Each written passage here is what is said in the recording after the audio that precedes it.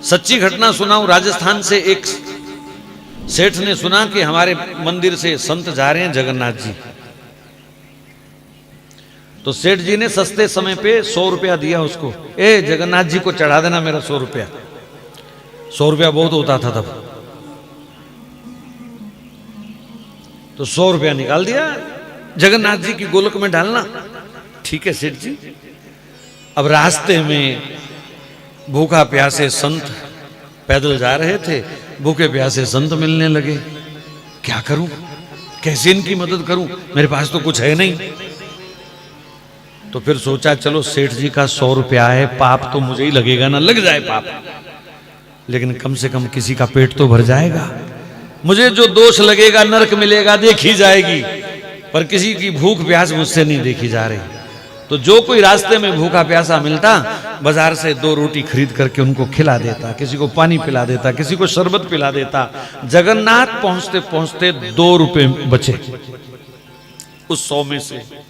और जगन्नाथ जी के आगे हाथ जोड़ करके वो खड़ा हुआ और रो करके कहा, प्रभु बेईमानी की है मैंने, सेठ जी ने 100 दिया था, मैं 2 ही ला पाया, बाकी मैंने खर्च दिए और 2 रुपए चढ़ा दिए। वापिस आए, प्रसाद दिया सेठ को, वो मेरा 100 रुपया चढ़ा दिया? बोले हाँ चढ़ा दिया।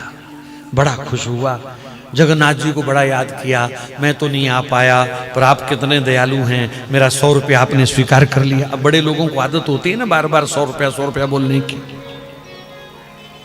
मेरा 100 रुपया आपने स्वीकार कर लिया। ऐसे वो जगन्नाथ जी का धन्यवाद करते करते सो गया। तो जगन्नाथ जी स्वप्न में आ गए।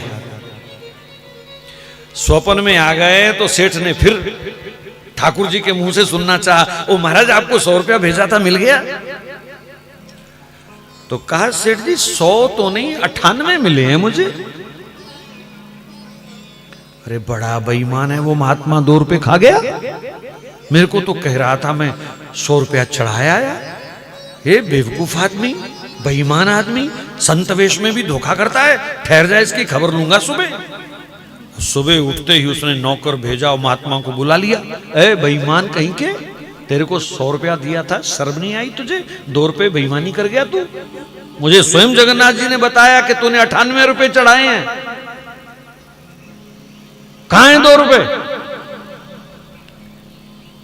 महाराज जब सेठ के मुंह से ये बात सुनी तो वो संत तो रोने लग गए। हे जगन्नाथ प्रभु, आज पता चला कि तुम क्या स्वीकार करते हो।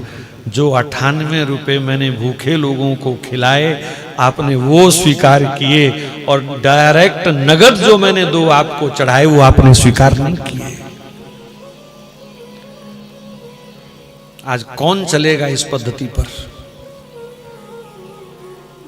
मैंने वृंदावन के बड़े बड़े मंदिरों में देखा। हमारे एक दिन मैं गया बिहारी जी के, एक सेठ अपने थैले से गड्डियां निकाल निकाल के डाल रहा था। मैंने कहा बहुत अच्छा, ठाकुर जी ने दिया, इसका पैसा कहीं भी चढ़ाए। लेकिन दुख तब लगता है जब हजारों हजारों गैया वृंदावन में भी कूड़ा करकट खाती हुई दिखाई देती हैं। तब लगता है कि वहां गोलक में गड्डियां डालने का फायदा है कि यहां गौओं को खिलाने से फायदा है। कौन सा बढ़िया पुण्य है, कौन सा बढ़िया दान है?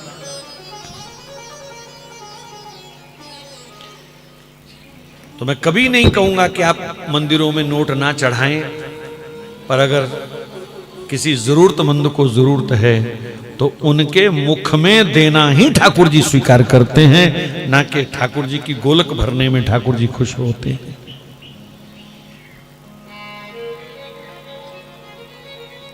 और वर्तमान समय में जरूरत है, जितने भी सरकारी नियंत्रण के मंदिर हैं जिनका चढ़ावा सरकार खाती है, वहां फुट्टी कौड़ी मत चढ़ाया करो हिंदुओं।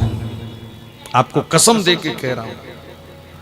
तिरुपति बालाजी में करोड़ों रुपए चढ़ते थे, आज भी चढ़ रहे हैं।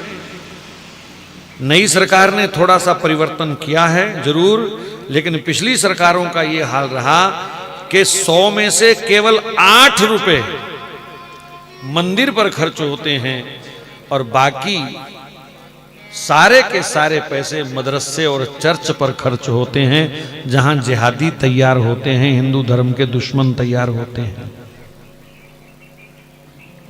ये हालत है। अभी 4-5 दिन पहले कर्नाटक के मंदिरों के चढ़ावे की आपने अगर रिपोर्ट पढ़ी हो, सुनी हो, टीवी पे आई है खबर, 450 करोड़ का चढ़ावा आया, जिसमें से 335 करोड़ केवल मदरसों को और चर्च को डोनेट किया गया।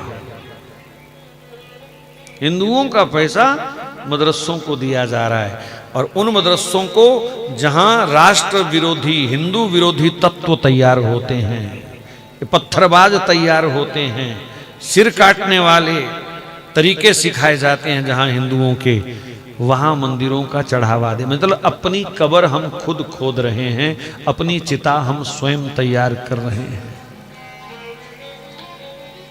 जितने भी सरकारी चढ़ावा खाने वाले मंदिर हैं, सरकार जिनका चढ़ावा खाती है, कृपया वहां पैसा ना चढ़ाएं जब तक सरकार उनके लिए अलग बोर्ड का गठन नहीं करती। कम से कम हिंदुओं का पैसा तो हिंदुओं पर लगना चाहिए कि नहीं लगना चाहिए।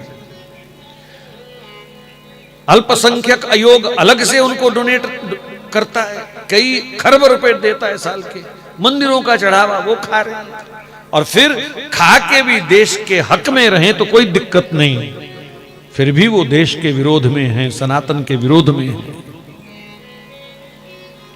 हनुमान चालीसा पढ़ो तो वो पत्थर फेंकते हैं, रामायण पढ़ो तो वो हमारे ऊपर पत्थर मारते हैं, शोभा यात्रा निकालो तो पत्थर खाओ साथ में, और पलते भी हमारे पैसे से।